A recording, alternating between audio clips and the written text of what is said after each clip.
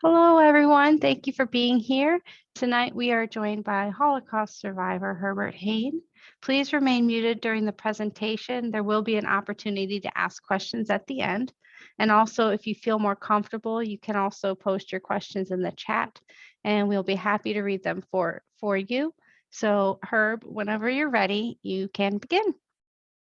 Thank you, and thank you all who are participating. I made a little title of today's program, and so is the Khan family story. As was told to you, my father changed his name when he came to this country. This is a picture, an old-time picture, when I was living there, of my hometown, Lohr, which is near Gießen, Germany, which is about 40 miles north of Frankfurt. And here's another view. My grandparents had one of these main houses on the main street. My grandfather's name was Albert Hane, and my grandmother's name was Regina Löwenstein. And my grandfather was in the oil business. Now that sounds pretty good, but actually in those days, you know, over 100 years ago, his customers were the local farmers, and he sold them machine oil for the farm machinery and grease for the hay wagons. And this is a picture of my Jewish grandparents, Albert and Regina. Okay. Albert was drafted in World War I, and just in the last 2 years of the war, and he even earned the Iron Cross. And I guess you've seen an Iron Cross before. Okay, that's the focus of it. Of course, it's black and white. Too bad I wasn't older that he told me what he did to earn that Iron Cross. I have no idea. My Christian grandparents were, their last name was Dort, Carl and Helena Dort, and my mother is the pretty one in the middle here. Okay. My father not only went to high school, which was fairly unusual in those days, because he had to pay for it, and he actually had to travel to Gießen, the nearest town. And after that, he went to business school. And when he was 17, he graduated high school with 18, and then this was him at 17. And I kept that picture because he's wearing a fedora already in those days, which was fashionable. When he graduated, he worked for his father in the oil business, and they were one of the few families that owned a car because they needed it for business. And here is with the car. Okay. My parents got married very young, and this is on their honeymoon. Okay. No fedora there. In 1932, Hitler was already a name in Germany. And here he is, a picture of him actually bowing to Hindenburg, the general from World War I. And Hindenburg, of course, is the one who nominated him to become Chancellor of Germany, even though in the 1932 election, the last free election in Germany in that time, he only had 37% of the vote. And here he is when he was Chancellor at the Reichstag building. And you see all those people cheering him. So that was January 30th, 1933, when he took over Germany. Would you believe in August of 33, my father was arrested by the stormtroopers and taken to a concentration camp called Osthofen. What? And that nobody ever heard of because it was for political prisoners. And he got there because his next door neighbor, who was a teacher, wrongfully accused him of writing a poem against the Nazi. And that was enough to put him in that concentration camp for 3 weeks. And like I said, that was August 1933. And it wasn't too harsh of a sentence. Actually, he was never convicted of anything. Like I said, he was falsely accused, but he got three meals a day and only had to work 8 hours. Had he been mistreated more, he told me that he would have tried to leave the country. And this way, I don't want to get ahead of myself, but he didn't make it out of the Third Reich. In 1935, I was born, and here he is. Here I am, the baby, with my older brother, Wolfgang. And because my name is Herbert, which is a German name, but also is, name in this country. The reason I show that picture is because when a neighbor visited my mother at that time, she shook her head and said, "What is to become of this child?" And Hitler had only been in power for 2 years. So what was she afraid of at that time already? So also in 1935, the Nuremberg laws were posted because they needed a definition of who is a Jew. And the definition, can you see all that? The definition that they ended up with was a racial definition. And it said that all Jews would lose their citizenship. And you don't think that's very important, but you have to remember there were many Jews who worked for the German state, including all the teachers. So they had to be citizens, so they all lost their jobs. So the definition of a Jew was anyone who had 3 or more grandparents. That's why it was racial, because you had to prove by the birth certificate who your grandparents, their religion. And a lot of times, grandparents converted. So that's why I call it a racial definition, because that didn't count. Just converting to Christianity didn't count. If you were born a Jew, you counted in those 3 or 4 grandparents as a Jew. And like in my case, I had 2 Jewish grandparents, so I did not count as a Jew, but I was called a mixed breed, a Mischling in German. And there were also provisions for that in a mixed marriage. Maybe you can see the Jewish star here.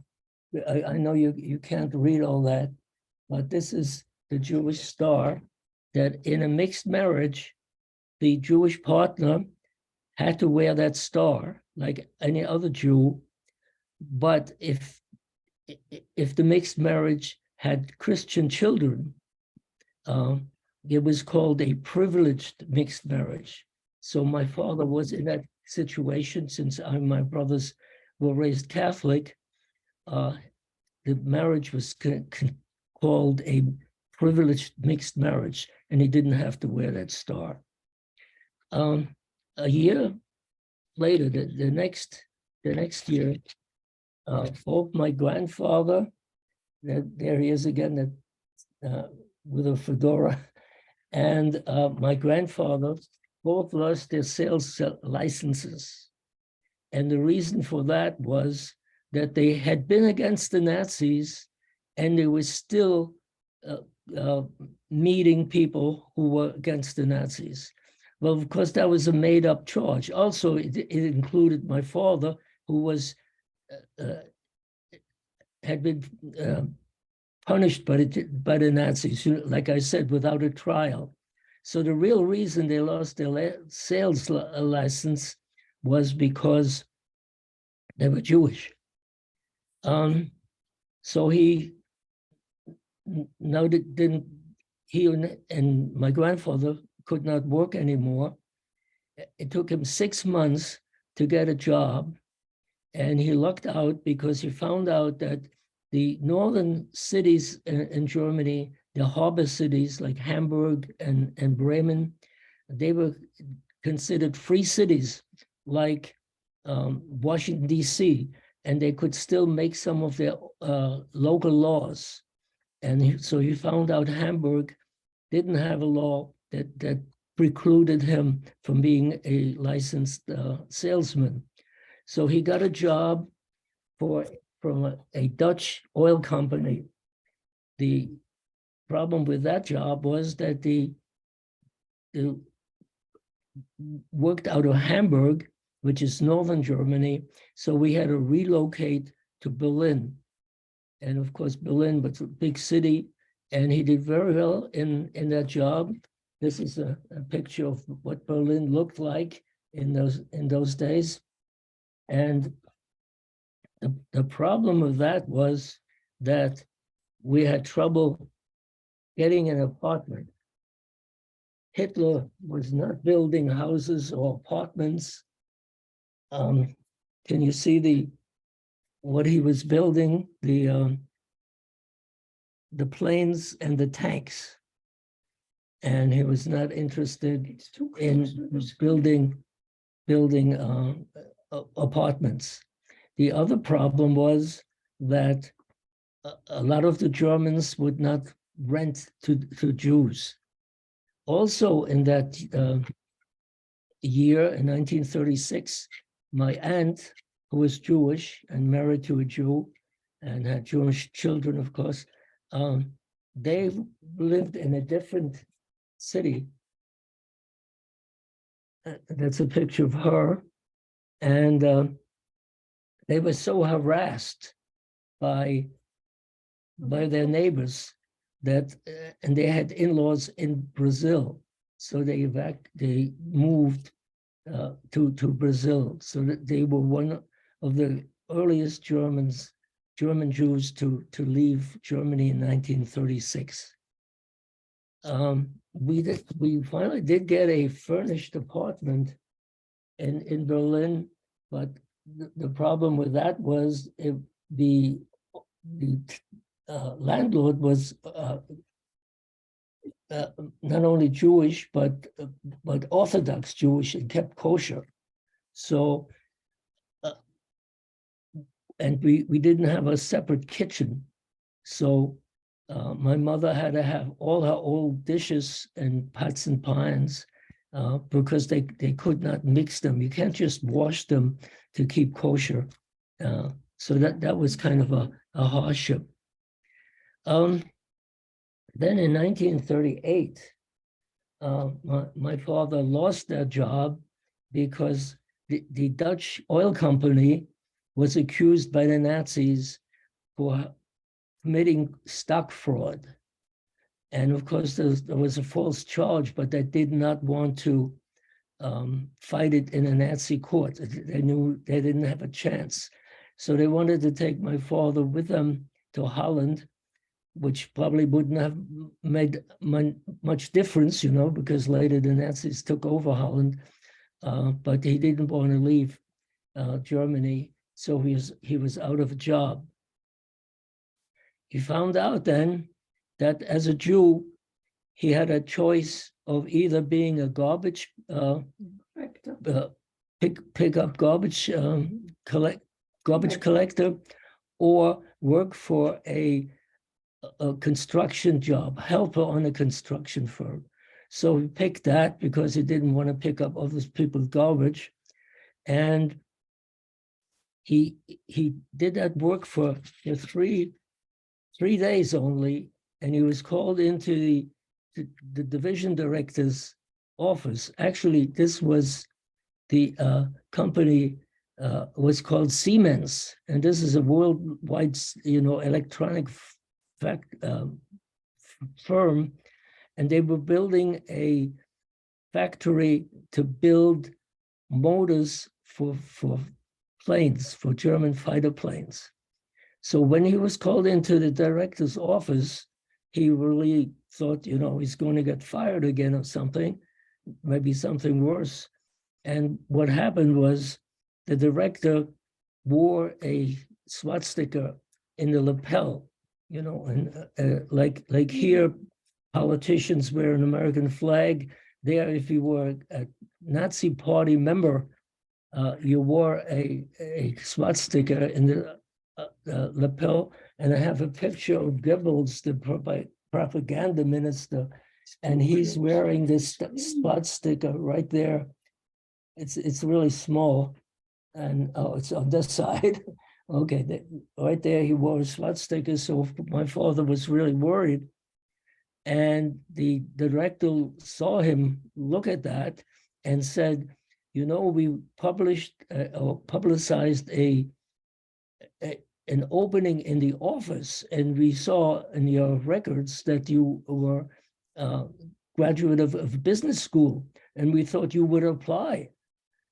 And as my father was staring at the swastika, he said, I'm Jewish. I didn't think I could, qualify for that. And the director said, I wear this only so they don't force me into the Nazi party. They think I'm already in it. And he turned out not to be a Nazi, and he gave him a job in an office. So that was a big relief. And of course, it had better pay than working in construction site. So he worked there, and then in 1938, it was Kristallnacht. And of course, the name crystal, actually in English, it's called Crystal Night.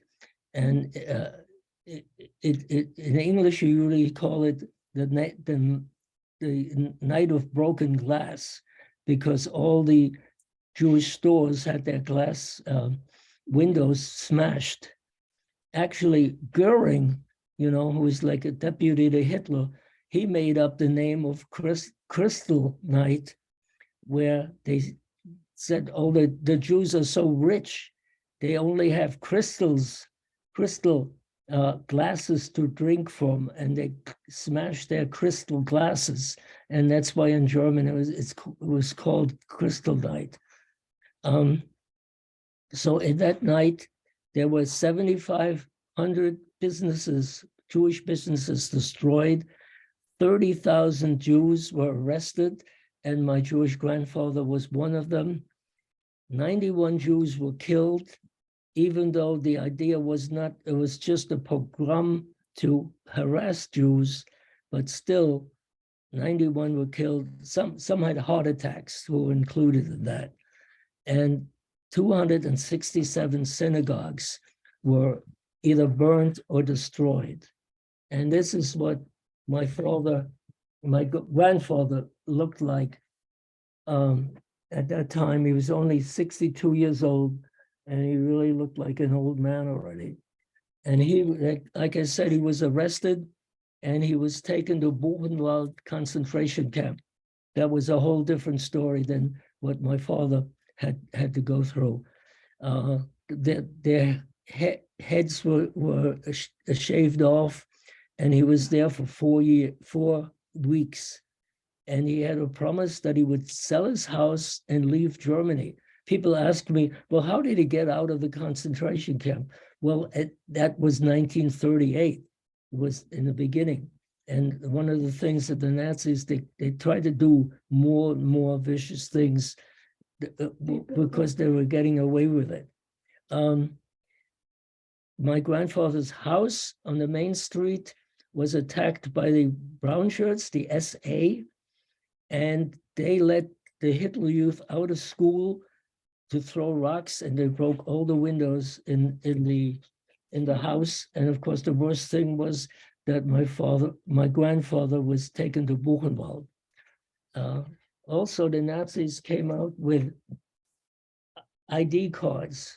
The ordinary, instead of a passport, the ordinary ID card did not have a J. The J was there for Jews to indicate, they're Jewish. And inside the card, oh, I didn't hold that up. There you see the J, and it says, German identification paper. And the inside, just to really make it very noticeable, had a J for Jew in red, and then a picture, and including thumbprint prints. Can you let's see? Let me hold it up. The thumbprints were also very efficient. Then World War II started, of course, in 1939, and Jews got, everyone, within 2 weeks of the war, everyone had to get ration cards. And Jews actually received only half the ration cards that the non-Jews got. And again, my father lucked out, because that privileged mixed marriage, that he got all the ration cards that the Christians got. But the other, and I still remember this, I was 4 years old, and also then a few weeks after the war started, the Jews had to surrender all their radios and bicycles and cameras and binoculars. Mainly they were worried about the radios and the binoculars, because they thought all the Jews were going to be spies against the Germans. My father found out about that, and he knew that my widowed Christian grandmother didn't have a radio. That's how poor she was. So our radio, he sent to her. Would you believe a Gestapo agent came into our apartment and said, the typical Gestapo, the raincoat and the big hat. And he said, you didn't turn your radio in. That's how efficient they were by, keeping track of the Jews. And my mother said, well, we don't have a radio anymore. It's gone. And here I was 4 years old, and I mixed up the radio with a phonograph. We had a phonograph that was a crank, that not electric, and they both played music. So I told the Gestapo agent, "Oh, it's over there in the corner." And of course, my mother did not enjoy that remark, and she explained it, and that was that. The radio was gone. Then my father had a change in his employment. In 1941, the Nazis changed the law again against the Jews. They had a whole division doing nothing but drafting new laws against the Jews. And this new law said that Jews could no longer work with Christians. They had to work in forced labor among just Jews, supervised by Christian foremen. So he had to, then he still worked for Siemens, but he had to unload freight cars. And I don't have a picture of that. No cameras allowed. And that was terrible work, because they had to work 12 hours a day, 7 days a week, only one Sunday off a month. But he lucked out again, because he figured that he could only last about 6 months doing that. And before the 6 months were up, he noticed that on a Sunday that they had to work, only one foreman came, Christian foreman, and he punched, they had punch cards you had to punch in for the job. He punched in the cards for the other 3 foremen who weren't there. My father had the guts to report that to the Nazi payroll office. So the 3 foremen who cheated, they just got their pay docked. My father was fired. So now he, of course, you know, they fire whistleblowers, right? That's like a constant. Now, by this time, they had a employment office just for Jews, and it was manned by the SS, the black shirts that ran the concentration camps. So when my father got there to ask to go be employed again, the other Jews in the forum, they said, "Oh, they're sending you to the head SS. He's really terrible. We feel for you." And what happened was just the contrary. This SS officer, he probably woke up on the right side of the bed or something. But anyway, he asked him 2 questions. He said, how come you were fired? And he told him the truth. What happened? Exactly what happened. And then he said, he had his work record there. You know, the efficient Germans had his work record, and he saw that back in his first job then in Berlin after he was unemployed was as construction. And he said, how come you took that job? Because there was no law forcing you to take a construction helper's job.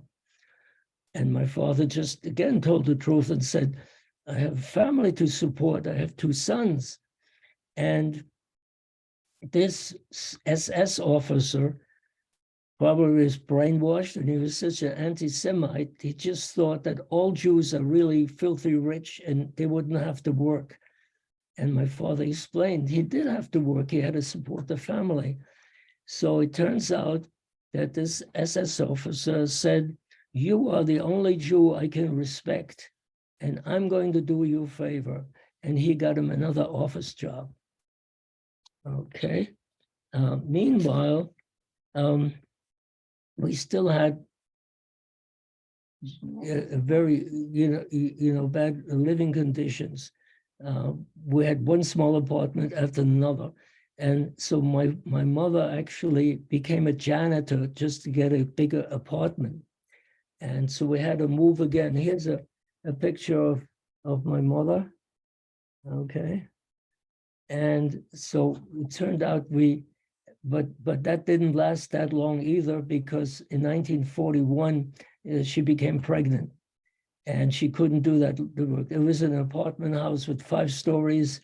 She had to, do all the janitor work, and including the furnace, which was a coal-operated furnace. So we had to move again, and it made 7 times that we moved in 7 years that we lived in Berlin. This is a picture of my father in the office. He looks like a real bureaucrat or something there.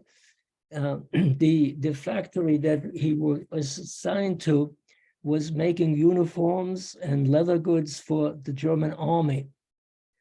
And he became their supply supervisor, and he was able to have four people work for him. So that lasted exactly till February 1943. If you remember anything about the World War II, in February 43 was the German defeat in Stalingrad. And the propaganda was that it was Goebbels, the propaganda minister, who said he wanted to clear out all the remaining Jews, including those who were mixed marriages, from Berlin as a birthday present to Hitler. Well, as I said, this was February. Hitler's birthday was only in April, but I figured that since Stalingrad happened in February of 43, Goebbels wanted to cheer Hitler up and used the scapegoat of the Jews, of getting rid of all the Jews in Berlin. So he sent the SS, the black shirts, which are right there. And it was Hitler's own regiment. And so one day, while my father was at his desk, his phone rang, and the gate guard, the private gate guard, who actually had a uniform, called him and said, "Get down to the gatehouse immediately, just drop everything and come down here." So my father did that. And when he got there, the gate guard said, 4 trucks just pulled in with the SS, and they are arresting all the Jews. And he took his jacket off, his uniform jacket off. I mean, he's a private gate guard, but he had a special guard uniform. And he said, "My address is in my pocket. Put the uniform on, and I will hide you." Of course, my father was very impressed that he offered that, but he just had a feeling that, he would survive, everything would be all right for him. Also, I'm sure that he didn't want to leave, my mother with the kids by herself. She was from that little town I mentioned. What would she do in Berlin by herself like that? My father was taken by truck with these bayonet SS into a deserted building in Berlin. They had to sleep on the floor. They were all packed in like sardines in this building. And the next morning, again, he had luck because a Gestapo agent came in with a civilian, and the civilian turned out to be an owner of a moving company. And he had connections with the Gestapo because, like I said, this was 43, and there was a lot of bombing. And a lot of Nazis wanted to leave Berlin, or if they couldn't leave Berlin, at least they wanted their furniture out. So this owner of a furniture company had connections with the Gestapo, and they allowed him to take 10 strong men who were in mixed marriages in whose children were raised Christian. So my father he was almost 6 foot tall, and he was one of them that was picked. And so he became a furniture mover, and he even managed to get a driver's license because they were so short on staff. And his boss became the head of the civil defense program in Berlin. All of Berlin was under him, which meant that all the employees had to work, especially during the air raids, and clear the roads. And my father several times even had to get rid of a unexploded bomb and put it in a truck and drive it away. And also, but the good part about that job was that these Nazis would pay the company in kind, cigarettes and food.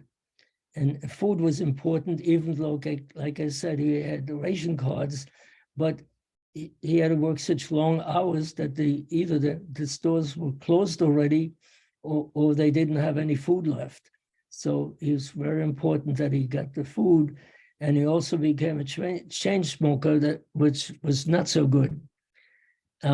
Also, a few days after this arrest, it turns out that mainly the women of the Jewish workers there, and if there was some men too who had Jewish wives, they protested.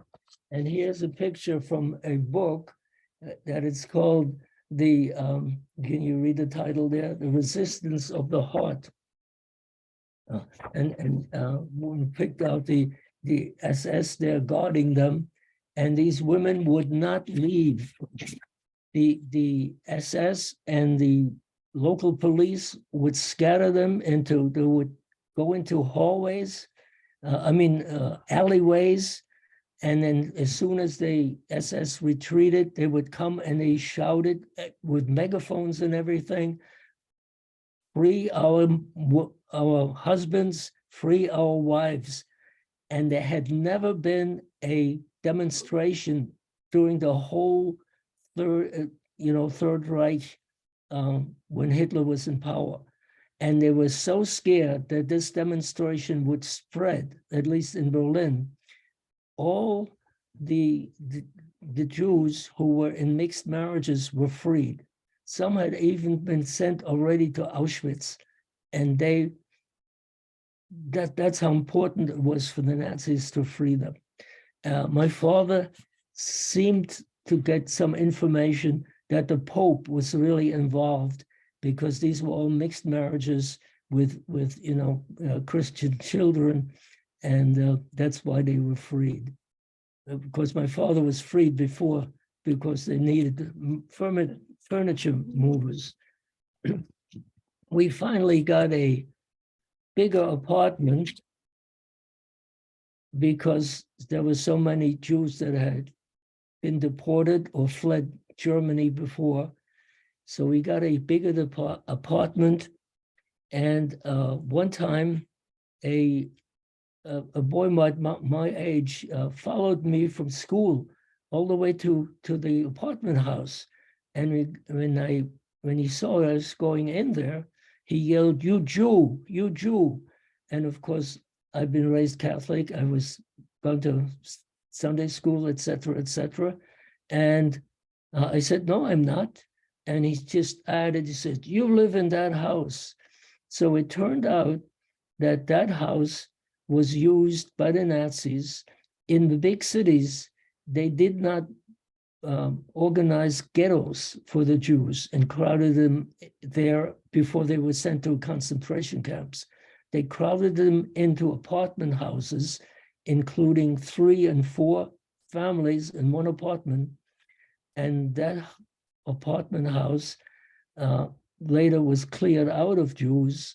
That's why we got an apartment there. So this kid said, "But you live in that house."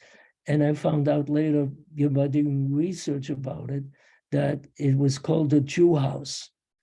So I never forgot that, even though, I was 7 years old.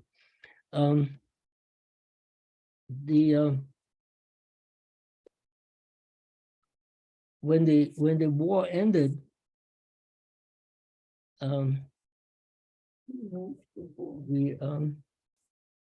before the war ended, we left Berlin. My father, of course, had to keep that job, but they were moving these schools, entire schools with the children and the teachers were moved to East, like Czechoslovakia and Poland, which the Germans still controlled because of the heavy bombing. The American bombers bombed in the daytime and the British bombed at night. And so I guess the Nazis figured that they wanted to save the children at least. And so they established these camps for schools. And my parents said, no, we're going to your, Christian grandchildren my grandparents there. And they took us in, even though, very crowded. And my older brother was 14 at the end of the war. And here's a picture of him. And I was lucky that I was allowed to go regular school as long as it was the elementary school. But when my brother was older and he could have gone to high school, to German gymnasium, in fact, his principal recommended him to go to the high school because he was one of the smartest kids in that class. The local mayor was a Nazi, of course. He said, no, he's half Jewish. He can't go to the high school. But he then at 14, he had to become an apprenticed carpenter. And he was already very talented as a musician, and he's played the violin. So that carpentry and being a violinist didn't really go too well together.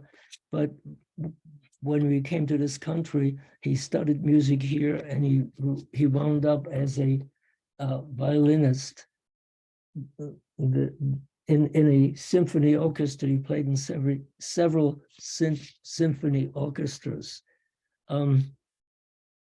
So then I said, the war then ended, but my father was still in Berlin, and it took him 3 months to avoid the Russians. The wall was not up yet, of course, and he was actually ready to swim the Elbe River, which was the boundary at one point.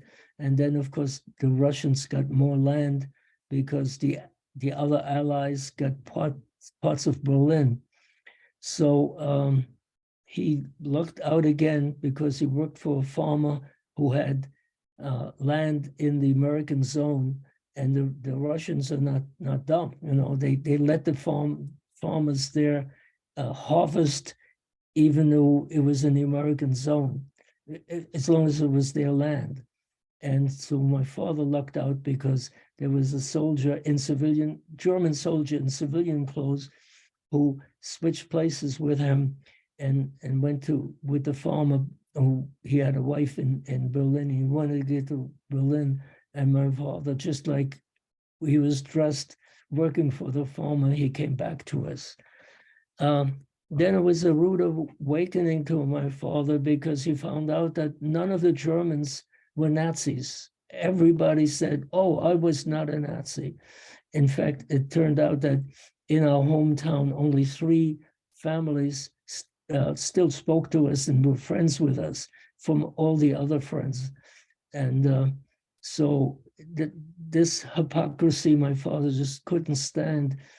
And when we could come to this country as refugees, he jumped at it. And this is a picture of our passport. Our passport. My mother, and my younger brother. Like I said, my older brother still had to stay in Germany to finish the apprenticeship as a carpenter. And we were able to come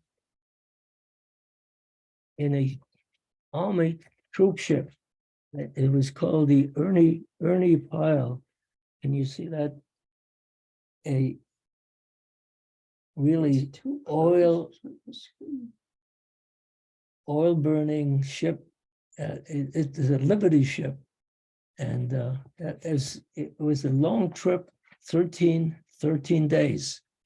And then we finally arrived in New York City, and my father had told us that we were going to see the Statue of Liberty.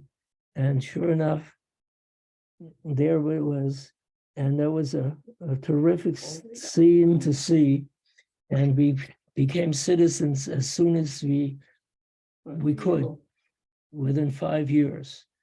And so hopefully we'll have some questions. We have time for questions.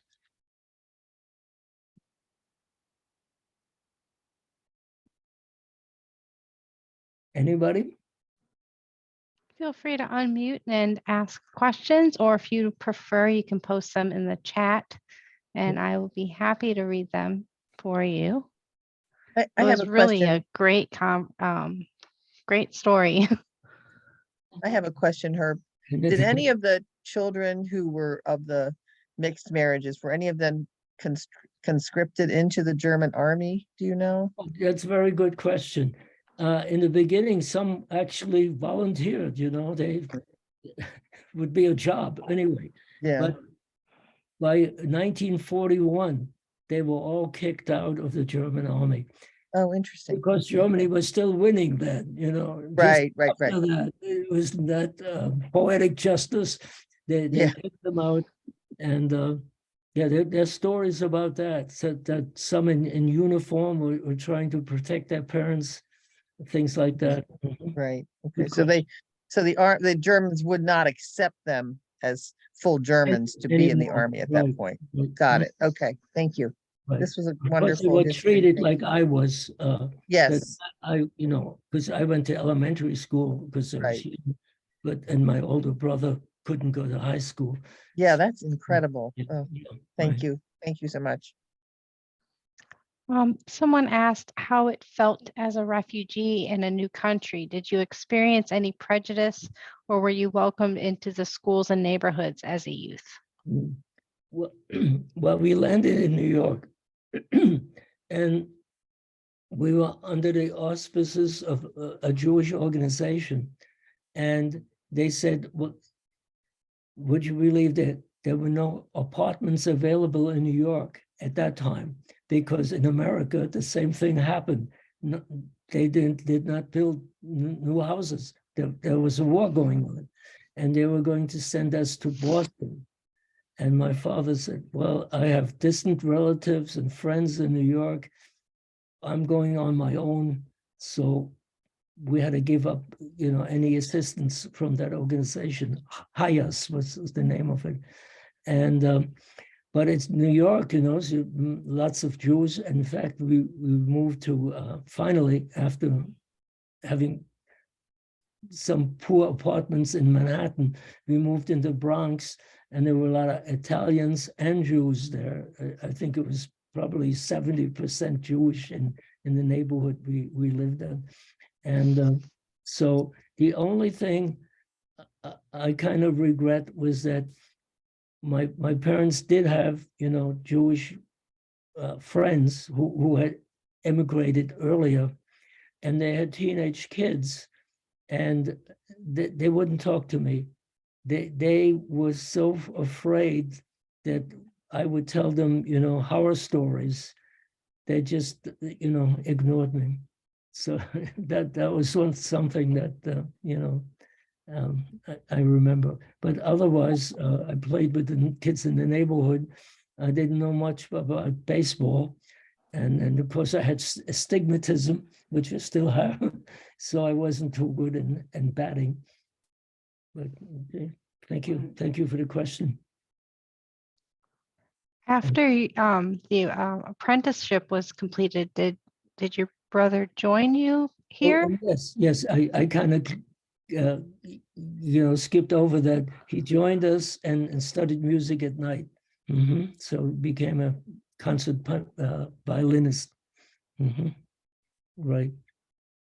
And do you still have connections to family or friends in Germany or?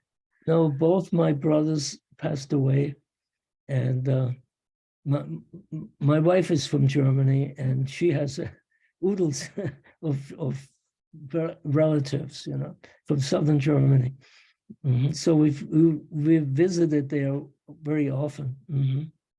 Not lately, though. Does anyone else have any questions? Herb, did your father tell you stories? Because it seems like there were so many turns in this story where Providence just took over and wonderful things happened for him. Yeah, well, first of all, I was very, grateful that he wrote a memoir. In fact, That's what I wondered. I translated it and sent it to Holocaust Museum in Washington. And anyway, he did, he, besides, writing that memoir, which was very, it was 33 handwritten pages. So it was very full. And he did, not only told me the stories, but other people, and I listened in. In fact, before my father even came back from Berlin, we had refugees coming through the town, and they were really telling horror stories. And I just was a little kid, and they just let me there, and I was all ears. Yep.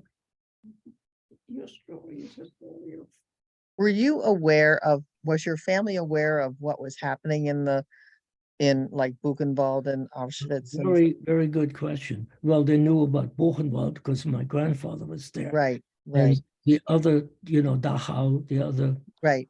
German concentrations. But till the end of the war, my father had never heard of Auschwitz. Right. Okay, Really what happened, yeah. right. They really kept it silent and And not, when we came to show you how everything was locked down, when we came to this country, there was a gypsy family that was, mm, leaving for the US. And my father said, they're gypsies. How come? How come they Right. were treated like other displaced persons? He had no idea that Wow. so, and even the other sects, some Christian sects, I think Jehovah Witnesses and things. that's what I'm Yeah. thinking of. Yeah, The Jehovah's Witnesses, because they were pacifists. right. Because they were Jehovah's Witnesses and they would not join the army, and they put them in concentration camps. Okay. He also Thank said you. that in the beginning, they got Red Cross packages from America. So that was, Yeah. like when he was, the three weeks that he was in a political concentration camp. Right. It Right. closed down after 2 years because this was too lenient, I guess. Yeah. It sounds That like was it. Yeah. That was run by the brown shirts, not the SS, not the black shirts, So that was. Thank you. It's now a museum, by the way. It's called Osthofen. Nobody had ever heard of it. Near Weimar. Okay. Middle of Germany. tell them about your grandpa. Mhm. Jackie would like to know if you have any thoughts to share on the DC Holocaust Museum. I've been there a few times. In fact, I took a tour there one time. I led a tour, and they had a regular tour guide, and she asked me to just take over. So I was very pleased about that. But I didn't mention my grandfather getting out even after the war started. In May of 1940, he couldn't get out through, Germany was at the war, but Italy had not joined yet. And so from Genoa, he got a boat and to go to Brazil. Like I mentioned, my aunt had gone to Brazil. And at that time, a child could get parents over and vice versa. A parent could get children over. My father was studying Portuguese already because he thought that my grandfather could get us over, but of course the war started. And we were too late. Otherwise, I'd be speaking Portuguese. Mhm. Well, Are there any other questions? well, thank you so much for coming and listening and your questions. Well, thank we're you for sharing your life with us. Thank you so much. Yes, it was really a pleasure to have you here. And if Thank you very much. anybody has any other last questions, I do want to thank you all for coming. And if you enjoyed the event, please check out our website or sign up for our weekly newsletter at poolsvilleseniors.org. And you can always email us questions at info@poolsvilleseniors.org. So feel free to unmute and you can say goodbye to Herb. Thank you, Herb. Thank you Thank so you, much. Herb. Thank you very much. Thank Thank you. you. Thank you.